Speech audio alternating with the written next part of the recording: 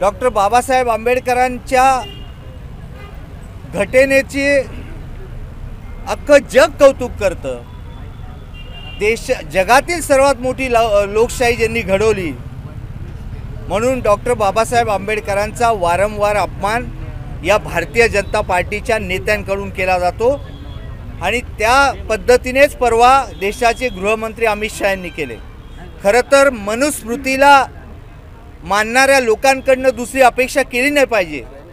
RSS असेल, भारतीय जनता पक्ष असेल आणि त्यांच्या विचारसरणीचे सर्व मित्र पक्ष कायम डॉक्टर बाबासाहेब आंबेडकरांची अवहेलना करत आलेली आहे आणि या मनुस्मृती मानणाऱ्या लोकांना आता लोक धडा शिकवल्याशिवाय राहणार नाही। आज काँग्रेस पक्षाच्या वतीने या बेताल वक्तव्य करण्याच्या अमित शाह व त्यांच्या सर्व भारतीय जनता पक्षाच्या नेत्यांचा आणि त्यांच्या पक्षाचा आम्ही निषेध करतोय।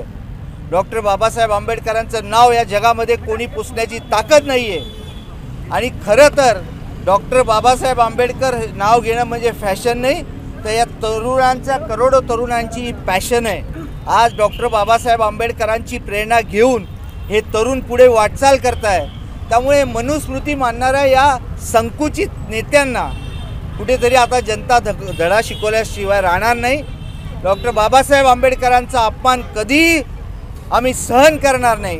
काँग्रेस पक्षाचे कार्यकर्ते आज लोकशाही पद्धतीने निषेध करत आहे, परंतु या भविष्यामध्ये जर या नेत्यांनी याच पद्धतीने डॉक्टर बाबासाहेब आंबेडकर असतील, छत्रपती शिवाजी महाराज असतील, महात्मा ज्योतिबा फुले असतील, अन्य महात्म्यांचा जर अपमान केला तर काँग्रेस पक्ष सहन करणार नाही। काँग्रेस पक्षाचा प्रत्येक कार्यकर्ता रस्त्यावर उतरून आंदोलन करेल।